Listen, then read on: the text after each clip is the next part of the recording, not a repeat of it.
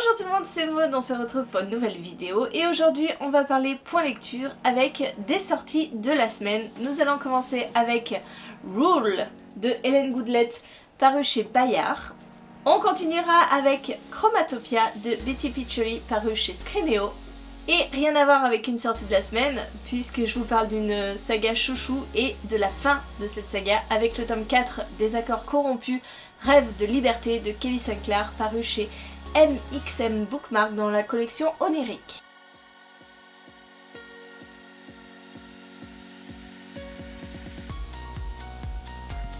Allez, je commence tout de suite avec Rule qui sort à l'heure où je vous tourne la vidéo, aujourd'hui même, puisque nous sommes le mercredi 26 août. Donc quand vous verrez cette vidéo dimanche, vous savez déjà que ce livre est en librairie. Nous sommes dans un roman de fantasy où nous avons un roman choral avec la voix de trois jeunes femmes qui viennent d'être arrachées de chez elles par les soldats du roi, emmenées au palais et qui découvrent qu'elles sont en fait les filles, toutes trois, du roi qui est en train de mourir. Donc le but, ça va être de prouver sa valeur au roi pour qu'il choisisse une des trois filles pour devenir reine.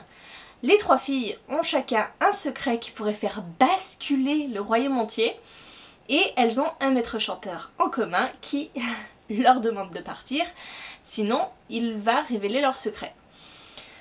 J'ai beaucoup aimé ce livre, il est rempli d'action, ça se lit extrêmement vite, le fait qu'on change de point de vue entre les différentes filles, c'est plutôt sympa parce qu'elles ont toutes les trois des personnalités différentes, elles viennent de milieux sociaux différents, elles ont vraiment un secret qui est pas banal, clairement chacune d'elles se sont mis dans une panade pas possible, hein, vraiment, hein, c'est pas le petit secret, c'est un énorme truc. Et nous allons suivre donc ces trois filles dans leur quête de vérité et à la découverte de ce maître chanteur. Je vous l'ai dit, plein d'action. Le seul bémol pour moi vraiment dans ce livre, c'est qu'au bout d'un moment, donc quand elle découvre les messages de chantage du maître chanteur, elle suspecte tout le monde. On passe d'une fille à l'autre et c'est toujours la même réflexion, c'est toujours quand elle rencontre quelqu'un, est-ce que ce serait lui mon maître chanteur? Non, lui je ne peux pas lui faire confiance, c'est peut-être mon maître chanteur, mais et si ma sœur était la maître chanteuse? Ça se dit pas maître chanteuse si. Bref, à un moment c'était un peu lourdingue parce que on rabâchait tout le temps la même chose, tout le temps. Heureusement, ça se termine, clairement, et on va d'action en action jusqu'à cette fin. Mon Dieu, cette fin! Je pense que quand vous voyez les avis sur ce livre, on ne peut pas occulter la fin, puisque nous sommes sur un cliffhanger qui nous laisse sans voix, très clairement, puisque on finit ce livre et on se dit on n'a pas la suite, c'est pas possible, on n'a pas la suite. Après c'est assez prévisible, parce que on nous sert une soi-disant fin qui est tellement naïve, tellement rapide, tellement pas possible qu'on se dit non, ça peut pas finir comme ça de toute façon. Et là, paf, on nous finit, on nous assomme d'un coup sur la tête avec cette fin, cette vraie fin de tome. Voilà, je pense que je vous ai dit un petit peu tout mon ressenti pour ce livre. J'ai passé un très bon moment, j'étais un petit peu déçue par cette redondance de suspicion, hein, et la fin qui vous achève totalement, qui vous donne une envie irrépressible d'avoir le tome 2 sous la main directement. Mais on l'a pas. On continue avec Chromatopia qui lui sortait le 27 août, donc lui aussi vous pouvez le trouver en librairie. Nous sommes dans un roman dystopique où nous allons suivre trois personnages. Ah oui, c'est redondant, hein, le triumvirat dans les bouquins, c'est redondant.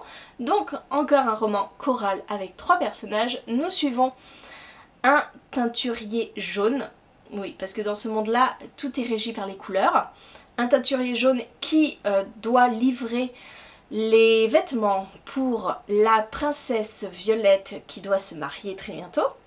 Nous suivons la princesse Violette et nous suivons une voleuse bleue. Alors dans le système deux couleurs. Nous avons le violet tout en haut, le rouge, le orange qui s'apparente à la caste des prêtres, la religion, etc. Le jaune. Ensuite, nous avons du vert et du bleu. Voilà, le bleu c'est vraiment le bas du bas. Ils vivent dans une pauvreté extrême, ils ne mangent pas tous les jours à leur faim. Et donc nous suivons ces différentes castes. Et l'histoire peine un petit peu à démarrer. Clairement, quand j'ai commencé ce livre, au bout de 120 pages, je me disais ok, on nous développe un peu l'univers, mais je voyais pas du tout où voulait en venir l'histoire. Je comprenais pas en fait la relation. Je ne voyais pas plus loin. C'est toujours un problème quand on commence un livre et qu'on ne voit pas la finalité. Voilà, on nous dit il y a une quête à faire, bon bah voilà, on nous l'énonce très clairement, on sait qu'on va tendre vers cette quête. Mais là, j'étais dans le flou. Pourtant, ça m'a pas empêché de continuer parce que l'écriture est très fluide, le système de caste sans être original parce que c'est du déjà vu, hein, des castes avec des couleurs, avec différentes fonctions en fonction des castes. Mais ça m'a pas déplu, je continuais, c'était très agréable et je me suis pris le twist du milieu en pleine face.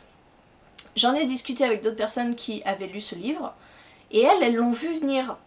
Et à ce moment-là, je me suis dit, bah j'ai loupé quelque chose parce que moi, pas du tout.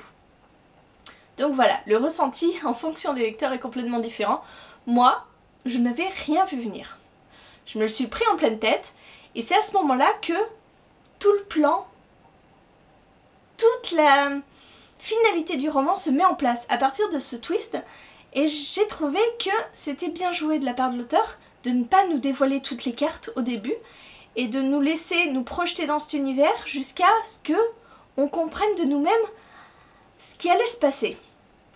Donc voilà, l'histoire se déroule, on continue à suivre les personnages. Je me suis plutôt attachée aux personnages, ils étaient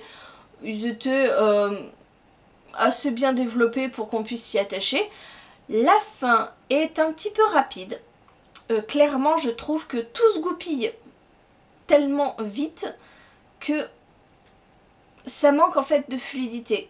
En fait, on nous pose la fin et il manque un petit truc, je trouve. Mais, en règle générale, j'ai passé un bon moment avec ce roman. Même si c'est pas une dystopie très originale. Mais, écoutez, ça a fait le job et j'ai passé un bon moment. Et on termine avec le dernier tome de Accords corrompus. Si vous ne le savez pas, ça fait juste 2 points lecture que je vous parle du tome 2, du tome 3 et du tome 4. Je me les suis enchaînés et ça ne m'arrive quasiment jamais. C'est simplement que je n'avais pas envie de sortir de cet univers, je n'avais pas envie de quitter les personnages. Et c'est ce qui me fait dire que cette saga, au final, c'est une saga chouchou. Hein, vraiment, je l'aime énormément. Et ce 4e tome, j'ai encore passé un super moment. Nous sommes avec Olenna, qui est la Tatuma de Ozolis. La Tatuma, c'est celle qui est présupposée accéder au trône une fois que sa mère sera partie du trône ou morte. Sauf que Olenna, elle a un secret, elle porte un voile depuis qu'elle est enfant et elle-même ne sait pas pourquoi elle porte ce voile. Elle se dit qu'elle est hideuse, elle se dit qu'il y a un problème de toute façon avec son visage. Et elle va le découvrir dans le 1er tome, hein, ce qui se passe. Et il va y avoir... comment dire, il va y avoir des tensions entre Ozolis, donc son royaume, et Glacium, et cette tension ne va faire que s'exacerber jusqu'à arriver à la guerre. Voilà, dans ce 4e tome, nous sommes à la guerre. Glacium part en guerre contre Ozolis, et mon dieu, c'était génial. J'ai passé un super moment, c'est sanglant à souhait, il y a des morts. Mon petit cœur s'est serré face à ces morts. Ce que je regrette, c'est que depuis le début de la saga, on s'attend à une confrontation entre Olenna et sa mère. Parce que sa mère lui a fait des choses horribles. Depuis sa tendre enfance, elle l'a torturée, hein, clairement, elle l'a battue, elle lui a fait subir des horreurs. Et j'attendais cette confrontation Je l'attendais et je voulais quelque chose de... Je sais pas, je voulais qu'Olenna puisse se venger, je voulais qu'Olenna puisse faire quelque chose et du coup je suis un peu déçue. Je suis un peu déçue de cette confrontation, elle ne répond pas à ce que j'attendais. Elle est trop simple. La conclusion est trop simple pour moi. Mais en même temps, quand je me dis comment ça pourrait être d'autre, je me dis que non, il fallait que ce soit comme ça. C'est très contradictoire, je suis d'accord avec ce que je vous dis, mais finalement c'est la meilleure des façons. Et la fin,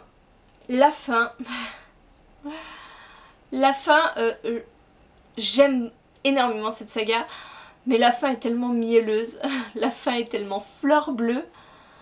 J'ai terminé en me disant ouais, c'est peut-être un petit peu trop quand même, c'est un peu too much. Mais je l'excuse parce que franchement j'avais tellement envie de ça pour les personnages que voilà. Je fais l'impasse sur cette fin. En règle générale, j'ai énormément aimé cette saga. Je serais presque prête à la relire. Hein. Je n'ai pas encore le tome 1. Oui, je l'avais pris en e-book sur NetGalley et du coup bah, ça s'est effacé de ma liseuse. Mais mon projet c'est d'avoir toute la saga de toute façon en papier. Puisque j'ai le 2, 3 et 4 en papier, voilà, il faut que je m'achète le 1 de toute façon pour l'avoir complet dans ma bibliothèque. Et j'aurais presque envie de la relire. Parce qu'il y a certains éléments du 1, j'ai envie de relire parce qu'on y revient assez souvent dans les autres tomes. Et j'avoue que comme je l'ai lu il y a au moins 2 ans, et ben j'aimerais bien y revenir dessus. Bref, tout ça pour vous dire que j'ai passé un super moment avec cette saga qui allie fantasy, avec une héroïne badass, romance, guerre, combat, sang, différence, et puis rejet des autres parce qu'ils sont différents. Et c'était vraiment génial et voilà. C'est fini. J'ai fini quoi. Je vous en parlerai plus jamais parce que c'est fini. Voilà, je vous ai parlé de ces 3 lectures. N'hésitez pas à me dire en commentaire si vous aussi vous avez lu un de ces livres. Peut-être avez-vous eu le temps de lire les 2 premiers qui viennent juste de sortir. Peut-être vous êtes-vous rué en librairie pour les lire.